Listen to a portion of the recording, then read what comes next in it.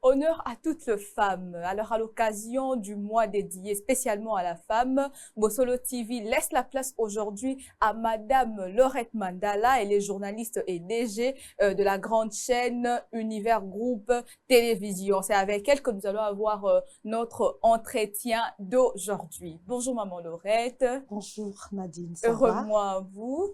Merci, Que vive la pareillement. femme. Vive la femme, merci. Maman Laurette Mandala. Vous avez un parcours, vous n'êtes pas sorti du néant quand même. Vous avez un parcours. Est-ce que vous pouvez nous en parler en quelques lignes? Alors, merci Nadine pour cette invitation. Merci. Bosolo Télévision, c'est ma maison. Oui, Voilà. ça c'est vrai. C'est vraiment notre maison, donc je suis chez moi.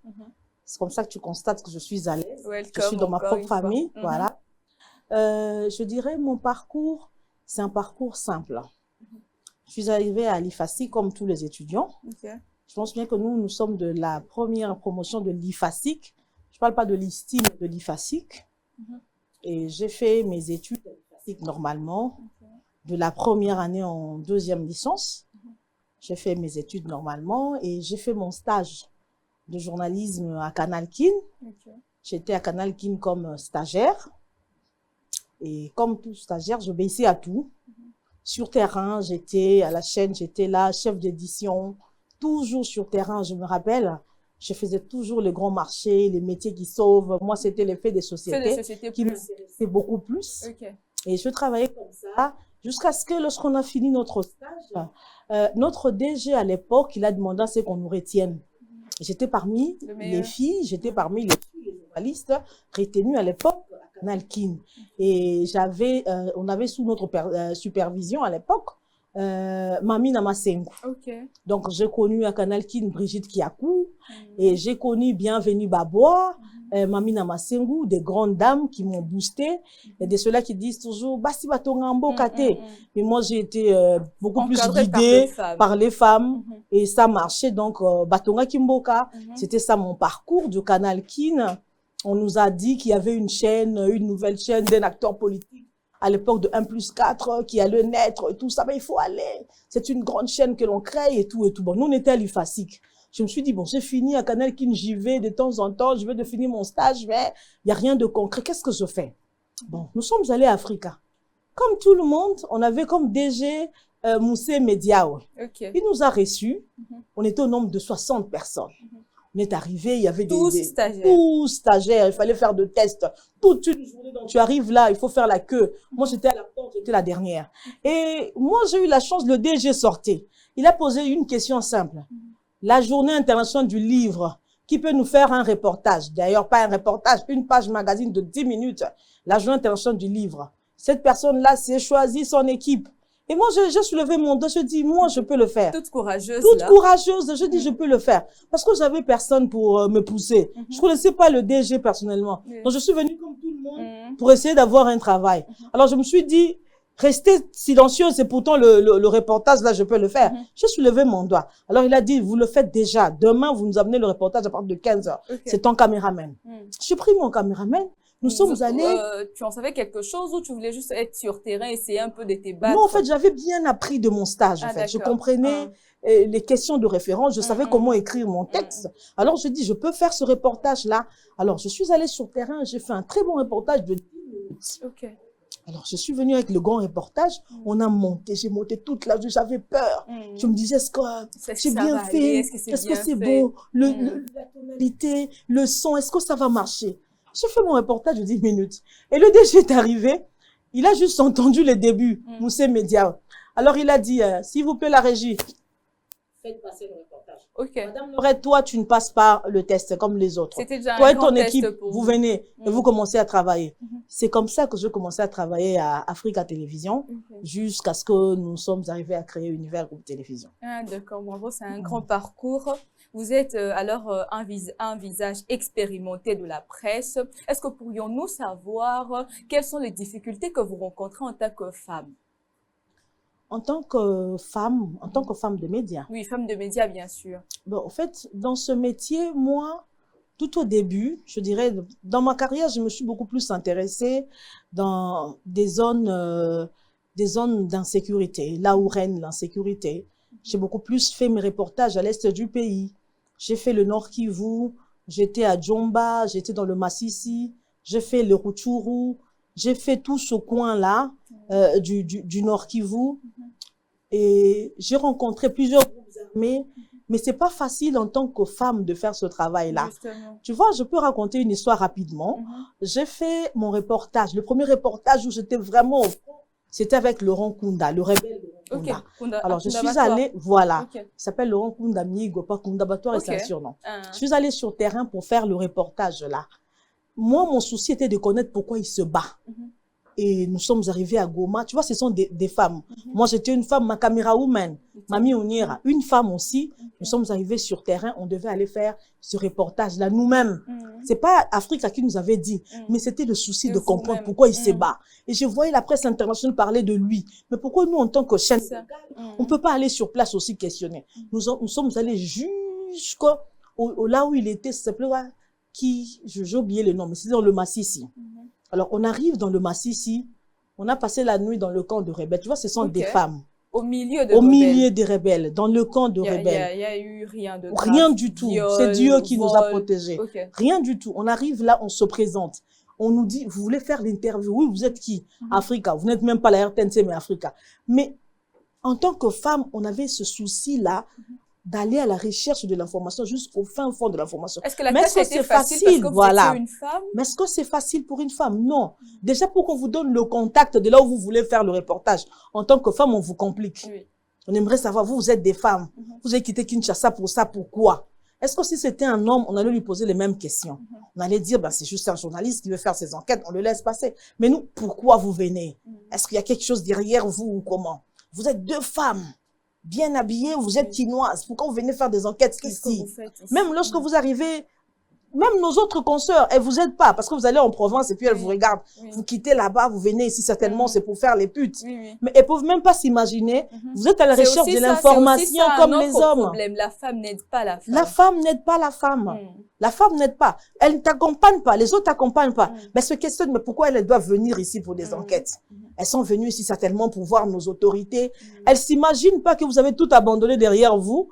Vous êtes dans une zone d'insécurité et vous êtes à la recherche d'une information. Donc, c'est pas facile pour la femme. C'est pas facile pour la femme aussi. Même lorsque vous allez sur on envoie les journalistes dans les reportages, lorsque vous les envoyez sur terrain, quand ils arrivent, qu'est-ce qui arrive? C'est la même chose. La journaliste fille va venir vous dire, madame, là vous m'avez envoyé, le monsieur, il a payé tout le monde et moi, il m'a dit, je dois aller chercher l'argent après. Mais il faut que j'aille à son bureau seul. Mais pourquoi on a payé tout le monde, pas toi? Non, madame, il m'a dit que je dois aller seule. Déjà, en tant que femme, vous comprenez les intentions de la personne et ça fait très mal. On doit nous considérer comme des journalistes et hommes. Nous venons à la recherche de l'information. Nous travaillons, nous allons diffuser et on est payé par rapport à notre métier. On rencontre beaucoup ces genres de problèmes. Moi, dans mon parcours, j'ai rencontré ça. J'ai vécu ça. La réputation, tu n'en as pas. On vient t'épouser, mais d'autres personnes s'informent. D'autres personnes donnent des informations sur toi parce que tu es une femme de la télévision. On s'imagine des choses. Elle est tout le temps avec des députés. Elle est tout le temps avec des acteurs politiques. Sûrement, c'est la certainement. femme. Voilà, il y a que le train qui n'est pas passé dessus. Tout ça, on vous colle. Mais cela ne doit pas vous affaiblir. Vous continuez votre vision. La détermination, la vision. On ne lâche pas. Parce qu'une femme journaliste, toute femme journaliste n'est pas synonyme d'une femme pute. Justement. Rencontrer les gens, c'est tout à fait normal, ça fait partie du métier. C'est un métier qui nous ouvre les portes, qui nous donne beaucoup d'opportunités, qui nous permet de faire des rencontres. Et c'est une femme qui s'ouvre à tout le monde dans le sens de son travail. Hein. Elle s'ouvre pas dans un mauvais sens, non. Elle vient pour son travail, elle s'ouvre. Elle a une détermination, elle a une présence sur terrain. Ce sont des femmes qui réfléchissent bien. On doit arrêter de nous coller et les personnes à qui nous venons, nos collaborateurs, nos partenaires qui sont les acteurs politiques, les hommes d'affaires, ils doivent nous considérer d'abord comme des femmes qui travaillent. Pas avoir toujours des idées derrière. Lorsque vous voyez une femme journaliste se présenter, c'est pas facile. Et nous qui sommes arrivés jusqu'à créer des médias, c'est encore plus difficile. C'est encore plus difficile parce qu'il faut t'imposer. L'homme s'impose de fois. Là, il y a du respect, il y a du caractère. Voilà. Et l'homme s'impose facilement. Quand il s'agit d'appeler un patron de télévision comme... je prends l'exemple de mon frère Israël. Quand il faut appeler Israël, Israël a un balle. C'est plus facile. Quand c'est toi, c'est beaucoup de réflexion. Oui, est-ce qu'elle va venir Oui, mais quand ils ont appelé Israël pour la même chose, c'était facile. Mais toi, c'est des réflexions. Ou bien quand tu viens, le regard qu'on te donne, toi, tu attends un regard par rapport à ce que toi, tu apportes comme matière. Mais le regard qu'on te donne, c'est pas vraiment ça. Avec des dents, c'est ça? Non, non, pas de dents, mais on te regarde comme une femme. Toi, tu veux qu'on te regarde par rapport à ton travail. Moi, je m'en pose là, je viens. Tu es femme, on doit te regarder comme femme. Mais le regard là de femme, c'est pas le regard qu'on donnera à Israël. Tu vois, quand c'est Israël qui vient, ah, Israël, c'est par rapport à ça. Mais toi, quand tu dis, oui, madame, ah, madame. Tu vois, le madame là, il y a une autre histoire, il y a quelque chose qui se cache derrière. Mais on est habitué, on lâche pas. On est là, on tient le coup, on avance. Laurette Mandala, maman DG, puisque nous sommes dans un mois baptisé mois de la femme, mois de mars. Qu'est-ce que ce mois vous dit? Est-ce que c'est un mois qui est conçu pour promouvoir la femme ou c'est un mois qui est comme tout autre mois d'après vous? Non, c'est un mois particulier. C'est un mois particulier, c'est un mois qui nous pousse à sensibiliser. C'est un mois qui nous pousse à sensibiliser, à réveiller la femme. On fait beaucoup de travail le mois de mars parce que c'est le seul mois qu'on nous donne. Il faut sensibiliser la femme. Malgré tout ce qu'on a eu à faire depuis des années, les organisations, tout ce que les ONG font dans la capitale, tu sais, il y a des femmes qui ne comprennent pas qu'on doit devenir autonome, qu'on doit se réveiller, que nous sommes en 2022 aujourd'hui. La femme ne doit pas toujours dépendre de quelqu'un. La femme doit être créative. Elle doit dépendre d'elle-même. Et c'est ce mois-là, c'est ce mois de mars ici qui nous donne beaucoup plus d'opportunités. Il y a beaucoup d'ateliers. On a des émissions sur la femme. On fait la sensibilisation. Est-ce que la femme est vraiment sensibilisée au vrai sens du terme? Elle est sensibilisée au vrai sens du terme. Le travail n'a pas commencé aujourd'hui. Le travail a commencé il y a de cela plusieurs années. Elle est sensibilisée. Mais on ne le fait pas seulement au mois de mars, ne vous en faites pas. Chaque jour, lorsque nous agissons, nous, en tant que femmes, nous sensibilisons. Chaque jour, lorsqu'on agit, nous parlons, on sensibilise. Mais le mois de femmes, c'est un mois particulier. On trouve plus de temps, il y a plus d'occasions. À chaque fois qu'il y a une émission où on t'invite pour parler de la femme, vous allez en courant parce que vous vous dites, il y a du travail. Moi, je pense beaucoup plus à la femme qui fait mon métier. C'est un métier qui n'est pas facile. C'est un métier qui est très difficile. Parce qu'aujourd'hui, généralement, tu vois la femme qui fait le journalisme, lorsqu'elle contracte un mariage, elle abandonne. Lorsqu'elle commence à faire les enfants, parce que l'homme s'impose. Ils disent, mais je ne veux pas voir ma femme à la télé. Je ne veux pas que les gens la regardent à la télévision chaque jour, ils ne veulent pas. Mais comment sensibiliser cette femme-là pour qu'à son tour, qu'elle aille faire comprendre à son mari que c'est un métier comme tout autre métier. C'est un métier qui nous permet d'arriver à subvenir aux besoins de nos familles. C'est un métier qui nous permet d'avoir de réserve. C'est un métier qui nous ouvre de portes. Donc il faut comprendre, voilà. L'intelligence, ça demande beaucoup d'intelligence. Le travail intellectuel. C'est pas facile. C'est pas facile. Ça dépasse des fois les femmes qui font les chants, que personne ne vous trompe. Tu es là à réfléchir, à penser, à écrire. Tu dois donner la forme à un texte. Tu dois réfléchir pour quelqu'un parce que une questionnaire, voilà, parce que tu dois recevoir. Il faut faire ce questionnaire. En tout cas, je vous assure, c'est pas facile. Voilà. Et non, ça se limite pas là. Nous, on s'instruit chaque jour. Aujourd'hui, on vous parle de la guerre de l'Ukraine et la Russie. En tant que journaliste, on ne dort pas. C'est chaque jour que tu dois avoir des éléments d'information sur l'Ukraine et la Russie. Il faut chercher à tirer les éléments de là. Il faut chercher à faire réfléchir maintenant dans ton pays à toi, quand tu reçois les acteurs politiques, par rapport à ce qui arrive, le changement du monde qui arrive, les forces, comment ça se bat à l'extérieur du pays, comment nous, dans notre pays, on doit sensibiliser pour que nos autorités sachent que notre armée doit être forte. Si face à un problème d'agression, l'armée congolaise doit se battre seule. Tout ça, il faut lire. Il faut trouver des éléments. Il faut trouver des tournures. Tu vois, la femme journaliste, c'est la femme. C'est une étudiante éternelle.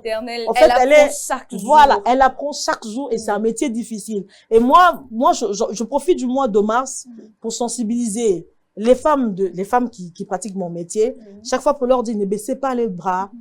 Le journalisme, c'est très difficile. Mais battons-nous, imposons-nous, qu'il y ait plus de femmes DG, qu'il y ait plus de femmes directeurs des informations, qu'il y ait plus de femmes reporters, qu'il y ait plus de femmes qui tiennent des médias en ligne. C'est ce que nous voulons. que le nombre s'augmente, que l'on sente que la femme congolaise est une force. Mais pour arriver à ça, c'est le mois de mars aussi. Voilà. Maman Laurette, nous chutons déjà vers la fin. Est-ce que vous avez un petit mot par rapport au thème de cette année ou encore le thème précédent? Est-ce que vous pensez que le thème choisi chaque année a vraiment de l'importance au cerveau de la femme? Oui, je trouve que oui. Je dois être sincère. Hein. Des fois, je me dis, l'autonomisation revient chaque fois. Ça fait autant d'années. La parité. L'autonomisation. Est-ce qu'on peut pas, changer?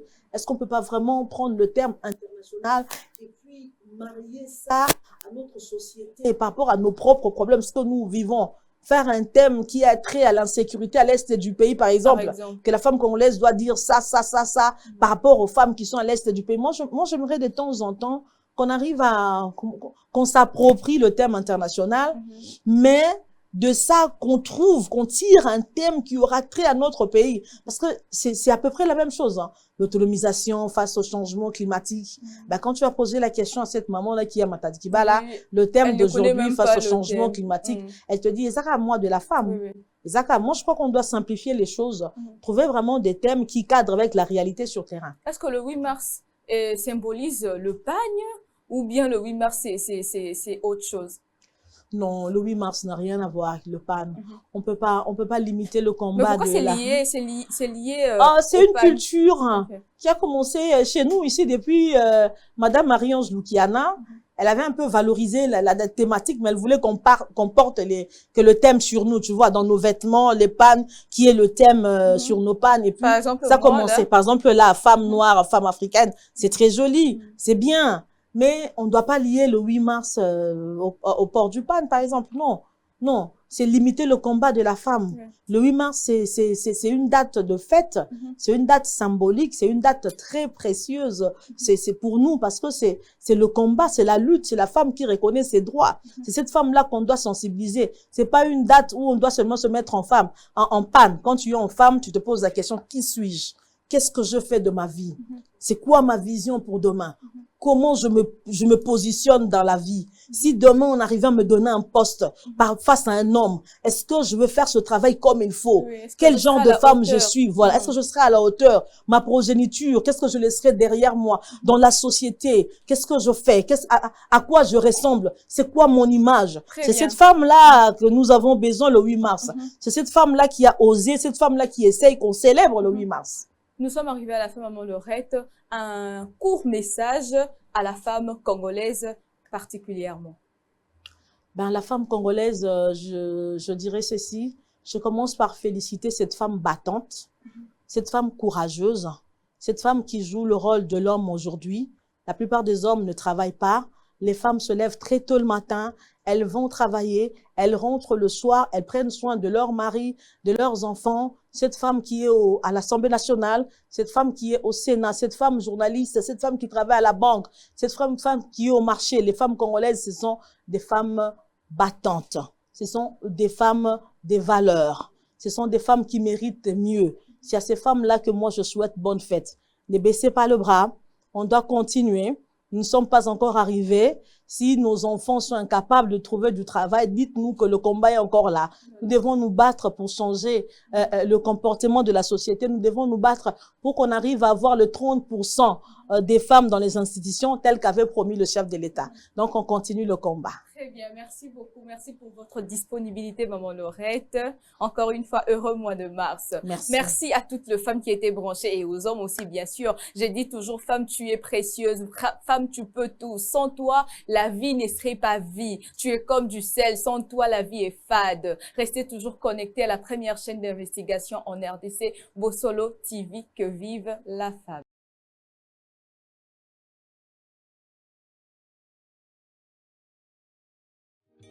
La coucou, la jamais.